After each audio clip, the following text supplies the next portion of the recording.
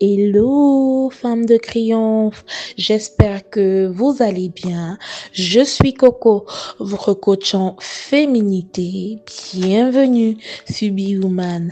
Alors, aujourd'hui, nous allons parler de qui se nourrit de la souffrance des femmes noires, à qui ça donne du bénéfice, qui a intérêt à ce que nous souffrons, et nous allons ancrer dans les causes profondes qui sont souvent très peu évoquées, des raisons fondamentales, pour lesquelles les femmes noires portent sur elles comme un fardeau, des choses qu'elles n'arrivent toujours pas jusqu'à aujourd'hui à identifier, voire à y poser des mots.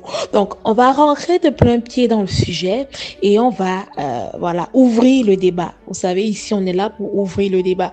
On vous donne des pistes de réflexion, je vous donne des pistes de réflexion. Ça peut être des solutions, mais aussi ça peut être des points sur lesquels vous pouvez vous servir de ces réflexions-là pour davantage creuser à votre niveau par rapport à l'état actuel de votre vie et de votre rapport à votre féminité. Donc, cela dit, on se rend compte que les femmes noires font beaucoup d'efforts. Ce sont des femmes qui, elles font beaucoup d'efforts pour s'en sortir. Elles font beaucoup d'efforts pour fuir la misère. Elles font beaucoup d'efforts pour, ne plus souffrir. Mais on se rend compte d'une chose, c'est que plus elles font des efforts, plus il y a des mécanismes qui continuent à se démultiplier pour les maintenir, dans la case de la souffrance. Et il faut se dire que quand on observe, de pareils événements ou de pareilles choses, il faut comprendre que la dynamique n'est pas qu'une dynamique physique. Ce n'est pas juste lié à des interactions entre humains. C'est aussi un fait qui peut avoir une ancrée spirituelle.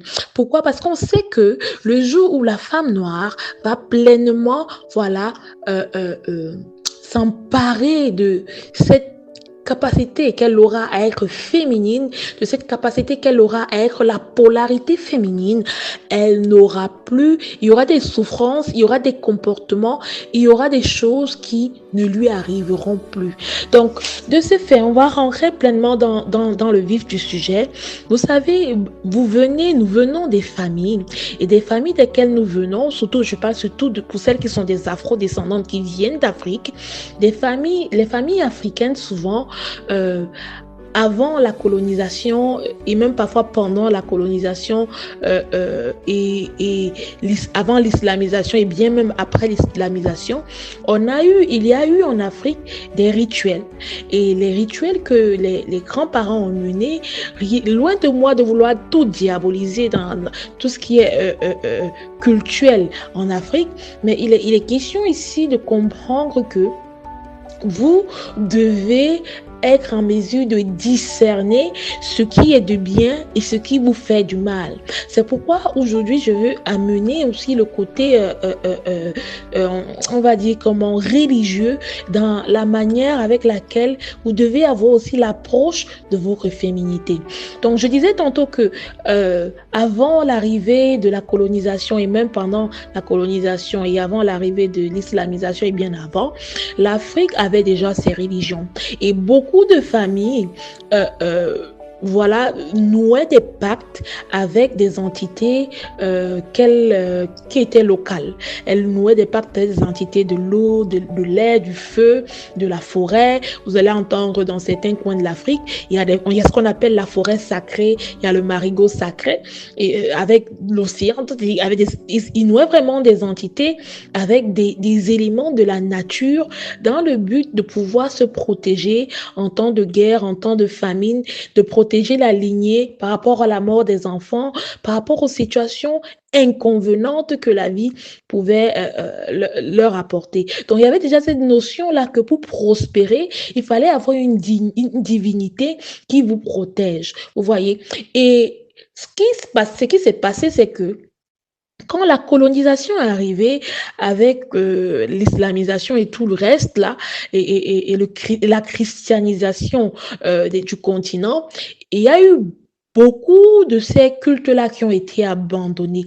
Et l'abandon de ces cultes-là a fait en sorte que ces entités-là qui étaient censées, voilà, protéger les familles et qui, en les protégeant, étaient nourries parfois par des sacrifices, que ce soit de boucs ou voilà d'animaux ou etc., n'ont plus commencé à recevoir voilà le sacrifice qu'elles étaient censées recevoir. Et comme elles ne recevaient plus le sacrifice et que les personnes qui étaient censées leur donner le sacrifice étaient toujours là, elles ont donc décidé pour certaines de commencer à vous nuire. Elles ont décidé pour certaines, voilà, de commencer à vous rendre la vie difficile. Donc, parce que si elles étaient censées se nourrir de, je ne sais pas, de sang de chèvre, etc., et qu'à la fin de la journée, elles ne l'ont pas, il faut bien qu'elles se nourrissent d'autres choses, et en l'occurrence, de votre douleur, hein, de la douleur que vous lui causez, elle vous l'impose. Et ça me permet ici de rentrer pleinement dans ce qu'on appelle euh, euh, euh, la lignée transgénérationnelle. Vous savez, le sang porte en lui l'ADN de qui on est. Le sang convoque l'énergie et appelle la vitalité de ceux qui nous ont donné la vie. C'est pour ça qu'en Afrique, on est très attaché aux notions d'ancestralité. Et dans ces notions d'ancestralité-là, il faut comprendre pleinement que euh, euh, ce qui s'était attaché au père s'attache aux enfants. C'est pour ça que la Bible était capable de dire que Dieu punit jusqu'à la 4e génération parce que justement, le lien du sang reste très fort. Le lien du sang reste très fort. C'est pas pour rien que le sang d'Abel était capable de crier contre son frère Abel. Vous comprenez? Et dans cette dynamique-là, le fait que les grands-parents, les aïeux nourrissaient ces entités-là et qu'avec la venue du christianisme, de l'islam et toutes ces religions, on a observé que le fait que ces entités ont été délaissées, elles ont tourné la guerre autrement. Elles ont tourné la guerre autrement. Et vous allez vous rendre compte que dans vos familles, on vous a pour certaines beaucoup maltraité. Vous avez manqué d'amour, vous avez parfois eu du mal à vous identifier à votre place d'enfant au cœur de cette famille. Vous avez parfois eu l'impression, surtout pour les filles, que vous étiez extrêmement maltraitées. Parce que justement, ces entités-là savent que les femmes portent en elles la capacité de multiplication des familles. Et justement, parce que ces entités-là ont la connaissance spirituelle de ce que vous, les filles de ces familles-là, vous, les femmes africaines, portez en vous par rapport à l'émancipation, par rapport au fait que vous pouvez permettre à ce peuple de se lever différemment, elles décident donc de vous combattre parce que vous ne les nourrissez plus, parce que vous avez décidé de passer à autre chose, comme tout mouvement, bien sûr. Donc, à cause de cela, vous comprendrez pleinement ce que la Bible dit, ce que la Bible appelle, je crois que c'est l'apôtre Paul qui le dit, vous n'avez pas à vous battre contre la chair, le sang, mais contre les puissances d'en haut et les dominations. Et quand on parle des puissances d'en haut et les dominations, ce sont celles-là qui sont venues se rattacher à nos familles.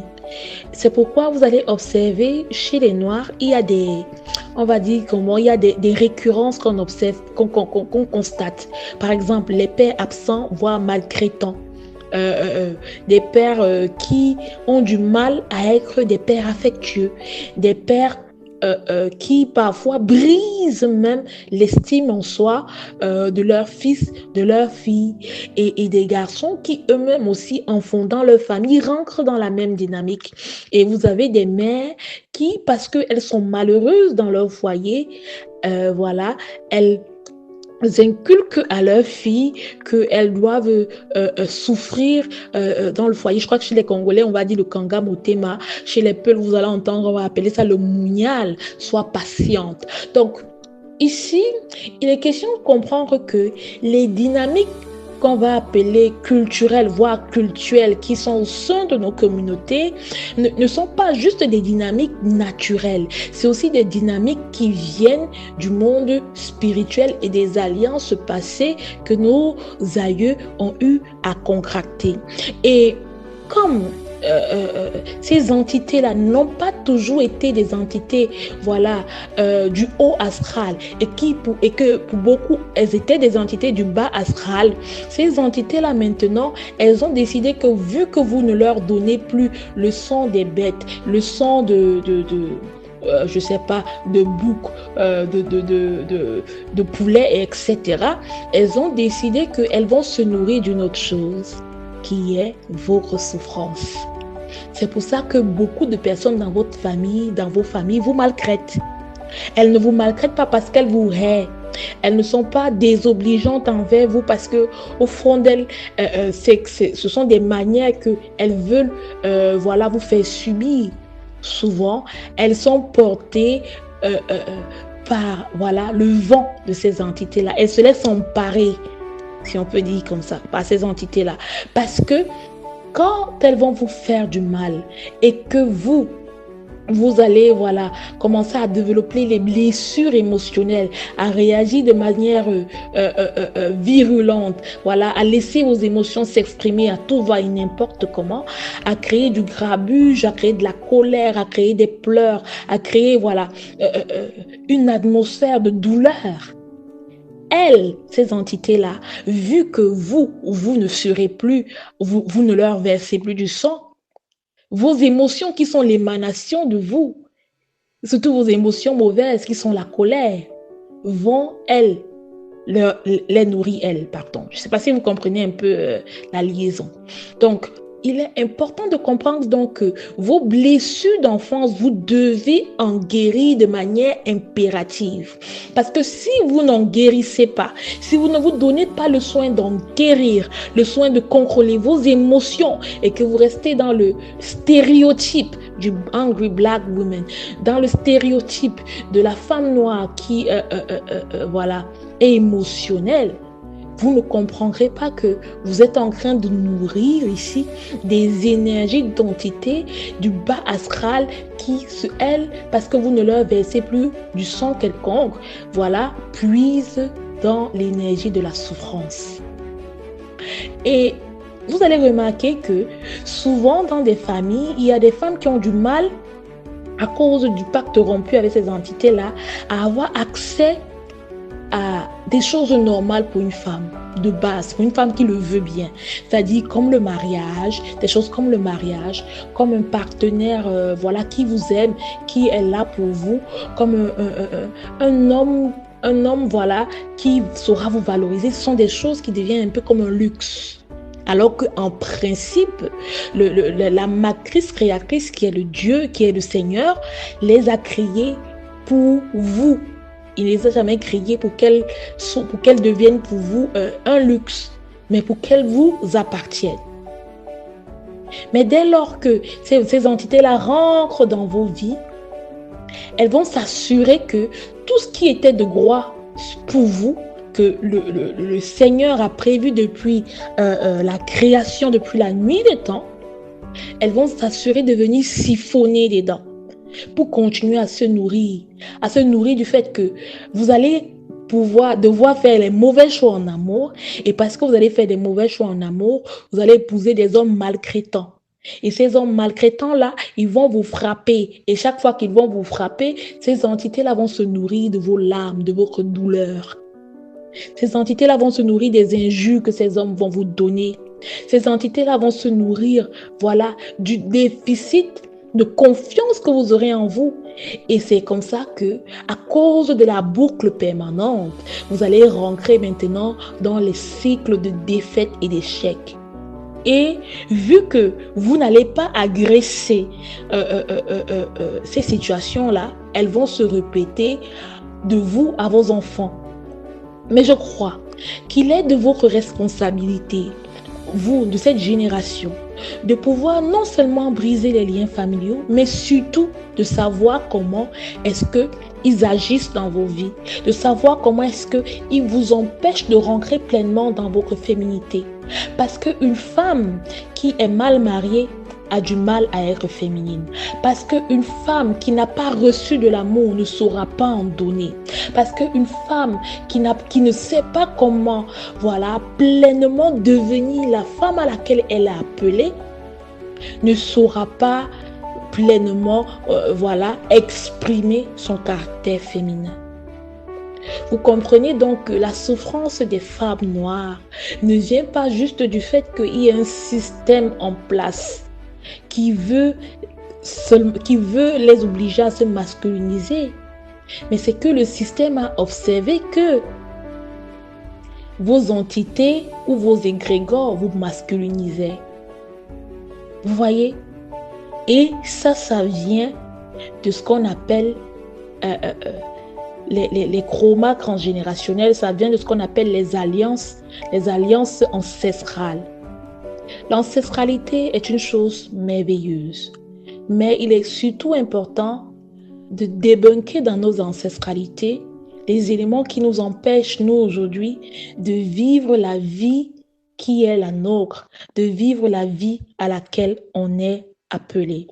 Donc, chère femme de triomphe, j'espère que en cette année qui commence, et malgré les cris du monde extérieur, tu sauras observer dans ta vie ce dont tu as besoin pour passer à un autre niveau, ce dont tu as besoin pour arrêter de souffrir à cause de tes blessures d'enfance et de continuer à nourrir des égrégores qui, eux, t'affament, qui, eux, te tuent à petit feu. Donc, d'ici à la femme de triomphe, je vous souhaite toutes les belles choses de la terre. Portez-vous bien.